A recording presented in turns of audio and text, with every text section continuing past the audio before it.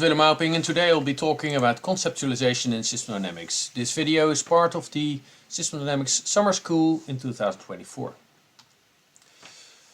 Conceptualization is perceived by basically all system dynamics authors as part of the modeling cycle. I've visualized how I see the modeling cycle in SD. There are different opinions on that, but in any case, conceptualization is the part which comes after you have articulated your problem and before you start formulating a quantitative model, if you want to do that.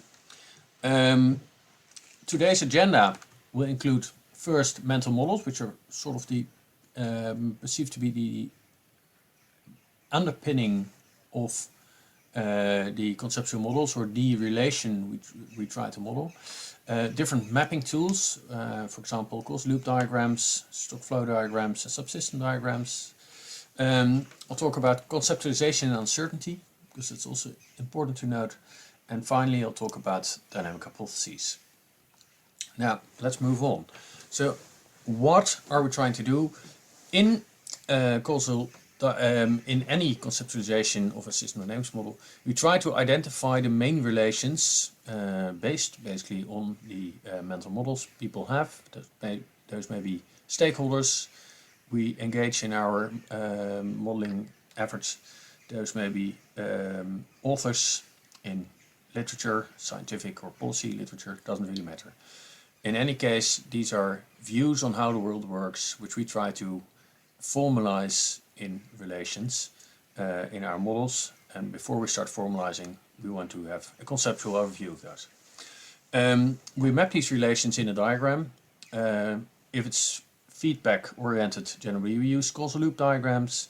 If it's more stock flow oriented, then we'll use stock flow diagrams. But there are also other options, I'll talk about that. And finally, we want to develop a theory about how this structure can explain the behavior of the system, and sometimes, or very often, that's problematic behavior in the system. Now, what we are trying to do is clear now. Why we do this is because it allows us to make mental models explicit. It allows us to pre-structure your modeling efforts. So before you start modeling, you want to know what the main relations are you want to model. And as such, it serves as a compass for the formalization process, where to start modeling. And finally, and we'll talk about it another time, the developed models, and that's especially the developed models after, or the diagrams which you develop after you make your formal model, you can use those as a communication means. We'll talk about that in another session. Now let's go to these mental models. What are they? Well, the concept of the mental model came forward simultaneously in system dynamics and psychology. As mentioned in the book by Johnson Ladd in 1983, Craig mentioned it in 1943 already, and that is, as we know, before the first publications of J. Forrester. In SD, however, it was already mentioned in really early SD literature. The earliest SD literature I could find was already mentioning mental models, but very explicitly it started with Sturman's publication in 1994. And what is especially interesting is the discussion which Doyle and Ford had in 1998 and 1999 with David Lane about the meaning of mental models. I find especially the response by David Lane as very helpful. Of course, in business dynamics, there's also mention of them.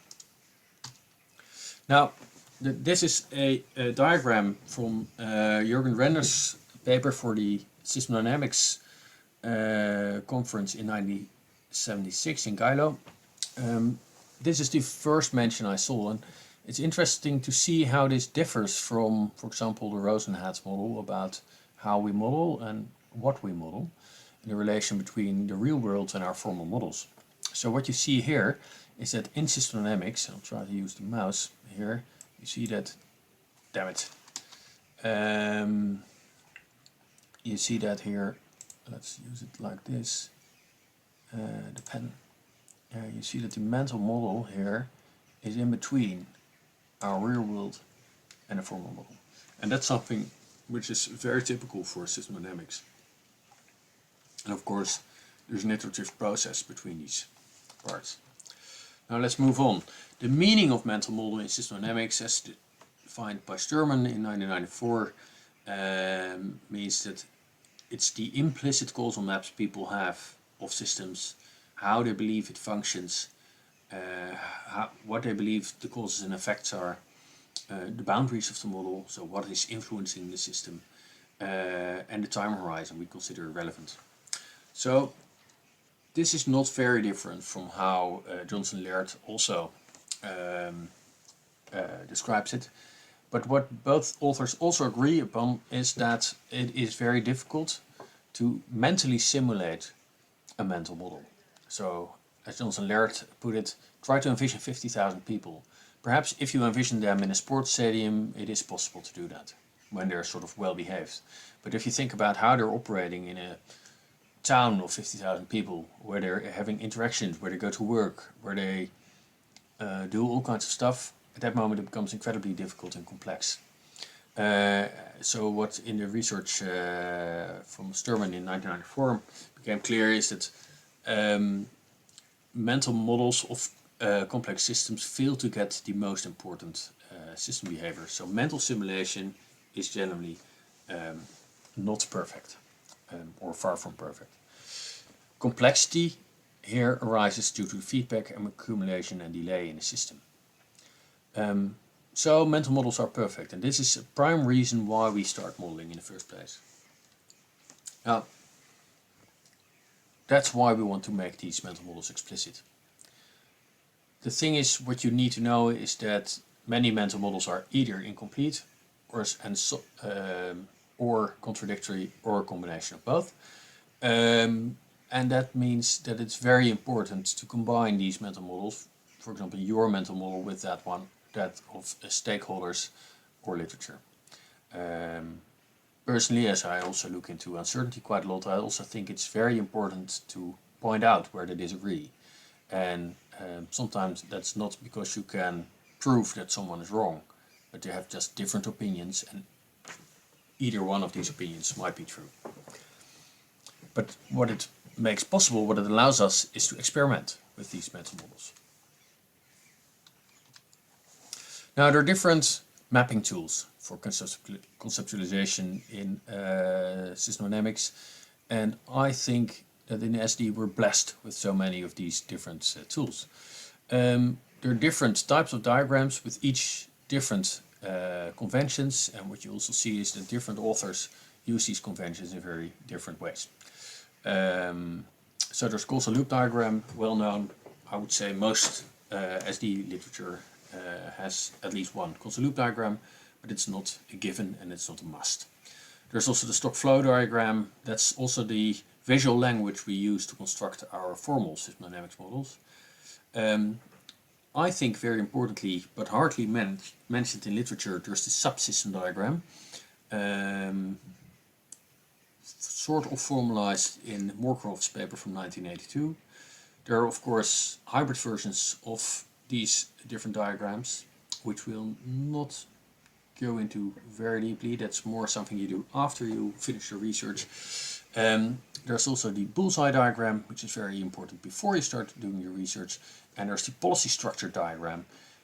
I would say that one is redundant now. I won't address it today, nor will I discuss it another time. If you want to read about it, you can look at Moorcroft's paper. Now, as we know already, these conceptual diagrams are important during the start of the research. That's for scoping reasons, to decide what you're going to include in your model and what not. And it's also very important afterwards for the communication of your most important model structure. This also means that these conceptualizations are a living document.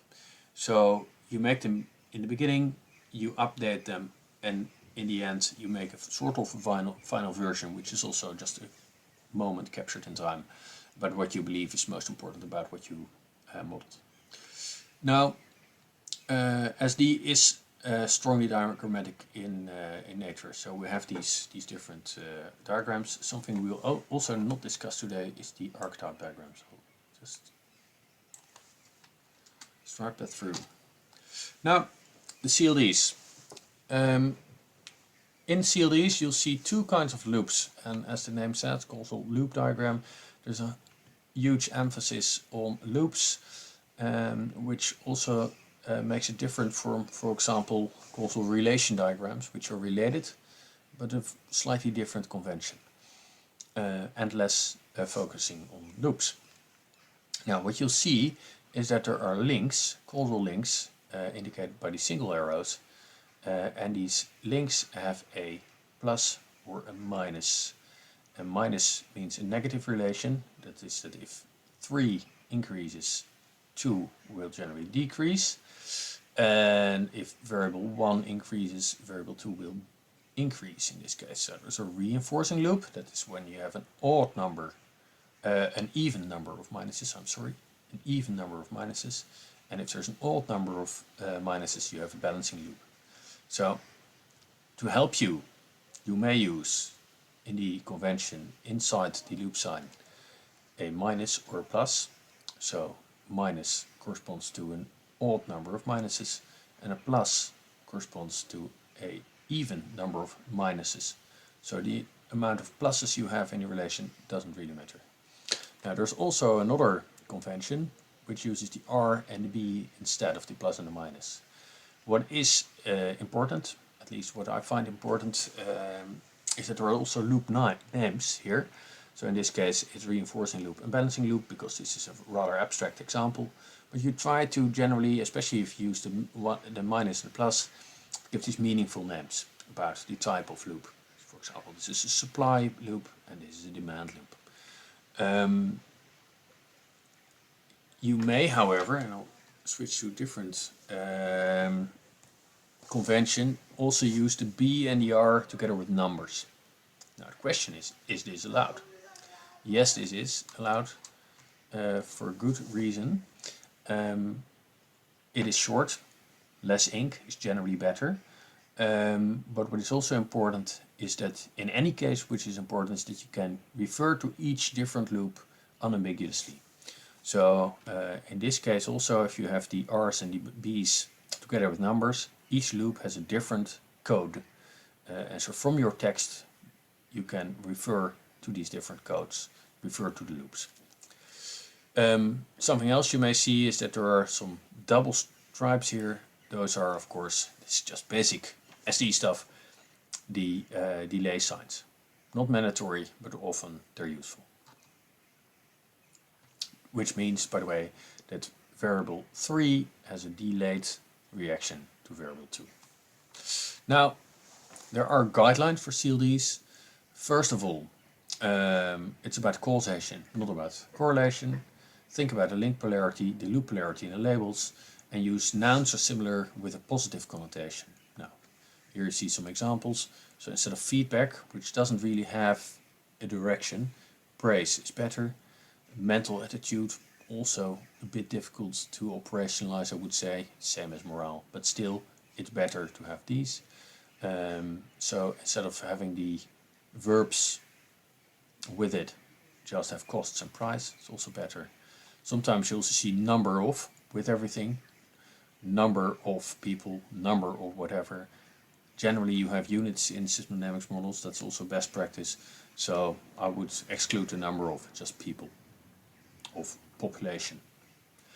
And there's also criticism leading to not to unhappiness but to happiness. So that's the positive connotation. Let's move on.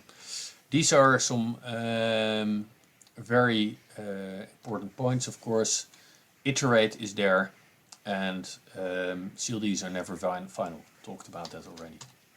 So there are pros and cons of CLDs, and I will discuss them. I'll put them on the system later on. Please think about it. So this is the first exercise. Think about the different diagrams. Think about their advantages and disadvantages. Now, to give a small example of a causal loop diagram, this one sort of uses the explicit names together with the B's and the R's. So you have, in this case, copper supply, which if it increases causes lower prices. Copper demand, if it increases, causes higher prices. If you have higher prices, you might get lower demand, and if you have higher prices, you might get more supply. As a consequence, these two loops are balancing.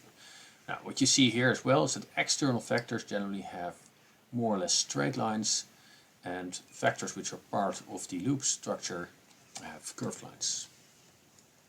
Now, this is a very elaborate theory. I made this for a good reason. I'll talk about it in more detail when it's about communicating with conventions. It doesn't follow the complete convention because, for example, there's here unemployment and there's instability. This is about state stability. There are good reasons for that. So, as always, if you have good reasons, you can differ from the guidelines, from the best practices. Now let's go to stock flow diagrams. They have their pros and cons as well. But let's go to an example. Now, this is a I see that the title is wrong. This is not about the circular economy of EV vehicles. This is about supply chain. Supply chain. This is difficult writing with my mouse. I could have changed this beforehand, of course, but it wouldn't be as much fun. Now, supply chain of metals in this case. Why do we use stocks and flows? Because the causal loop structure, let's go back to it, is not as insightful about the supply chain as the stocks and flows are. There are also some people that really like seeing the explicit feedbacks in here. So you need to be careful that the flow structure seems to imply a feedback structure, but that's not always the case, so be careful there.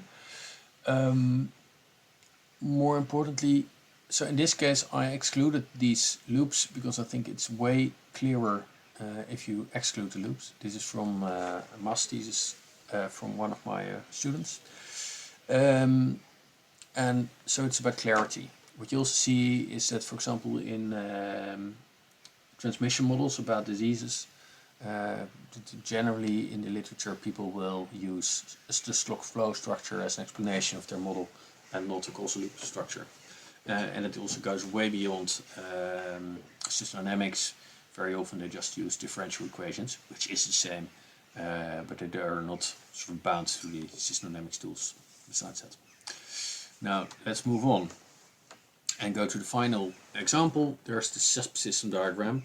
A subsystem diagram is, as I said, less frequently used, but it's very useful, especially if larger models. Now, this is the diagram you use, especially after you finish your model, but in the start of your modeling process might be useful as well, because it shows you which sort of elements to model. So it may be useful if you have an idea beforehand that you want to model the economy of a country, you want to model the population of a country, the institutional system, the instability, and the resources. So this diagram is the same as this one. It's about the same model. It's not the same diagram, of course. But you may see that this one is way easier oversight of the model than this one. And the model in reality in this case had some 400 variables. Now again, here you can also have some pros and cons. Think about those. Now the final diagram I want to discuss with you is the bullseye diagram. And in the bullseye diagram, that's something we really, I would say, only use in the beginning of modeling. It is very useful.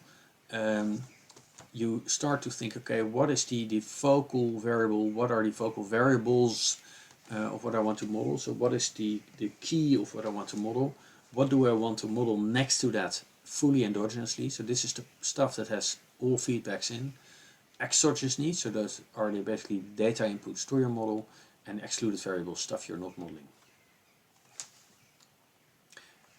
There is no explicit representation in these diagrams of your causal relationships, of course. Now, finally, on these mapping tools, mapping is an essential part of SD. And our conventions are very well developed, and I think that's a huge advantage compared to ABM and discrete event simulation, ABM, agent-based modeling. I think, by the way, that it's very important that we see that agent-based modeling and discrete event simulation are very different from system dynamics. System dynamics being a deterministic modeling method, and agent-based and discrete event aren't. However, there is no perfect mapping convention, as you saw, and each different type of diagrams has its pros and cons. Think about those, because it makes you also able to choose about which type of diagram would suit your purpose and your research best. Now, I think, and that's also the last an element which I'd like to stress, try to use the existing concept in your conceptualization, because it saves your time in the process. It also makes it more accessible to other people. So when people recognize a convention, they'll understand your figure way easier, and it will help you embed your modeling efforts in the academic discussion. Now, there's also a relation with uncertainty, and as you might know or might not know, my specialization is about how to develop models when there's uncertainty around, and this is something which starts already during the problem articulation phase, but is emphasized further during the conceptualization phase. So it's very relevant to note and to understand that people might disagree on their relations. Talked about that during the mental models already, so people might have different mental models.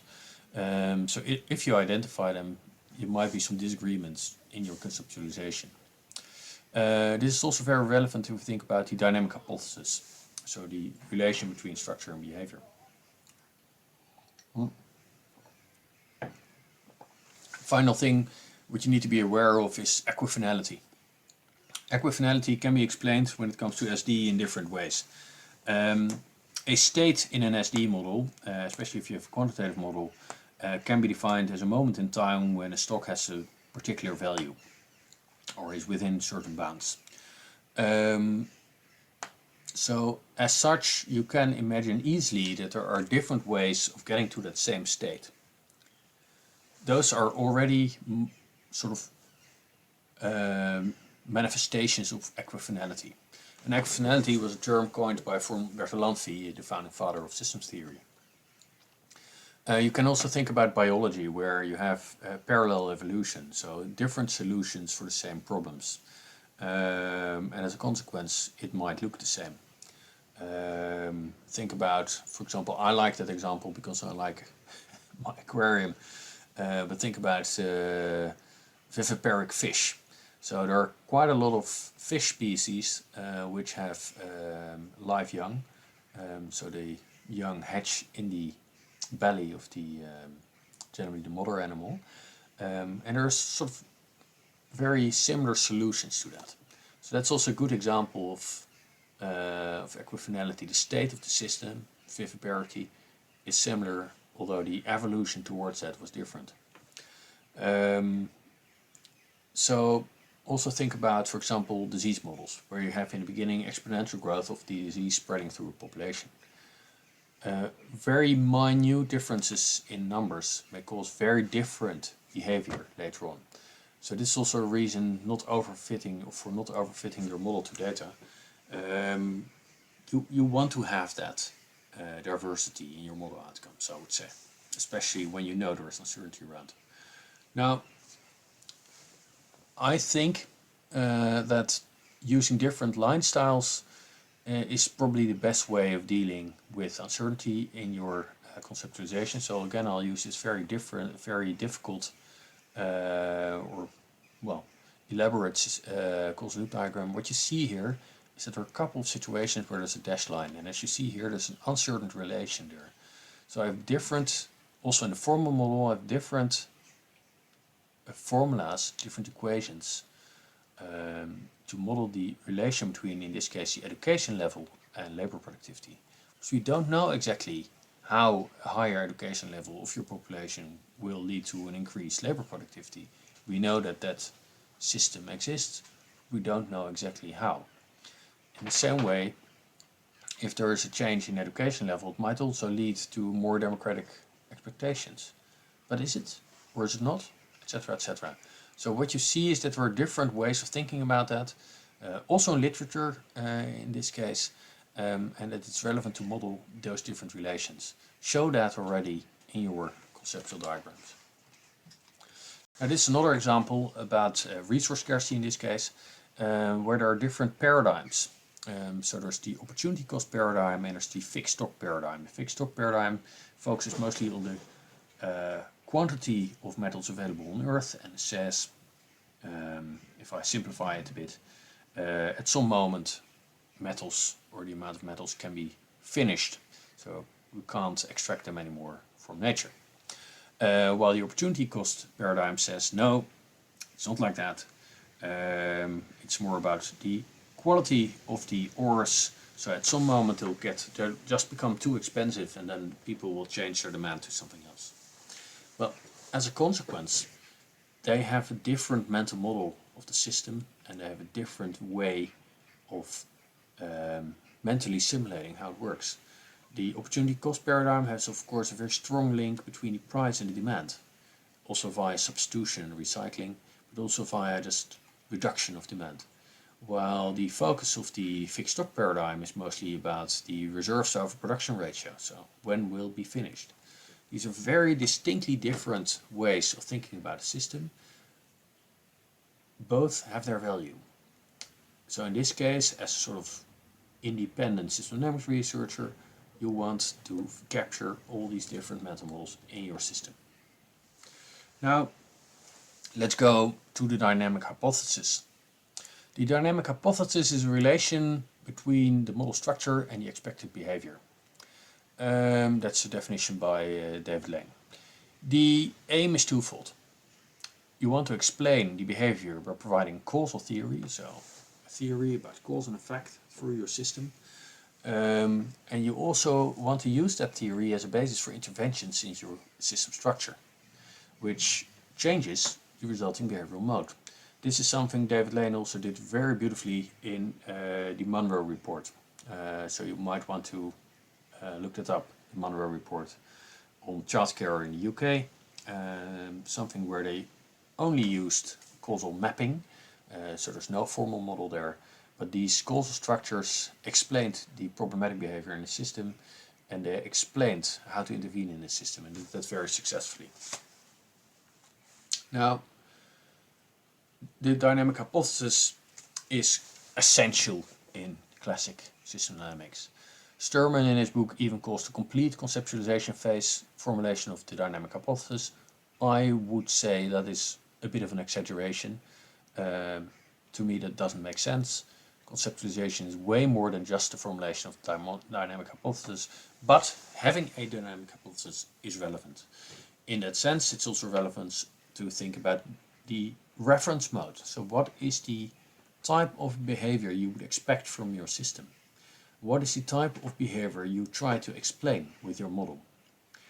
Again, without uncertainty, you would only have one type of behavior which you try to explain with your model. Now, think about the fact that there might be uncertainty, both on a conceptual level, which is here above the columns, or on the input data. And that uncertainty might be either shallow or deep. Really deep uncertainty, that's uncertainty where you cannot measure yourself out of that uncertainty. So in the classic situation, you will have one hypothesis explaining how the structure explains the reference mode. If you have a deep uncertainty on your conceptual level, you might have multiple hypotheses about how plausible structures explain one reference mode. Because of course, in this case, on the input data, you only have shallow uncertainty. However, if that changes, so if your input data has deep uncertainty, then you will have multiple hypotheses about how the structure, in this case there's shallow uncertainty about the conceptual diagram, so there's one structure, explains multiple plausible reference modes. I would like to say there that well-constructed SDE models are generally able to show way more than one mode of behavior. And also in the paper by Forrester and Senghi on validation from 1980, I'm using quite some old SD literature, but still this is seminal to our field. They talk about how it is a quality of a model if your model is able to demonstrate different modes of behavior. example, if you think about the surprise behavior test. However, you need to be able to explain why that behavior happens. That's also about here the dynamic hypotheses. And when you have both deep uncertainty on the conceptual level and on the input data, then you come to a situation where you have multiple hypotheses about how multiple plausible structures explain the reference modes. So this is the conclusion there. So in situation with uncertainty, this is of course what you'll have. Now, as a wrap up of this presentation, conceptualization is about making mental models explicit. They serve as a compass for formalizing your model. And mental models play a key role in conceptualization, and especially in conceptualizing SD models, but also in human thinking in general. That's also why I included the examples from psychology. We have various mapping approaches, diagramming approaches, and conventions that can support you in conceptualization. Try to use those because it makes your life easy. And personally, I believe that uncertainty should also be part of your conceptualization phase. Be explicit about it. That can harm no one. Now, if you want any further reading, here I have some references. If it's about uncertainty, you can read my PhD thesis. There's of course the Craig reference from 1943 on mental models, the discussion between Doyle and Ford and David Lane. There are some diagramming conventions in SD from David Lane. There's the seminal paper by Moorcroft from 1982 and some other works. Good luck with studying.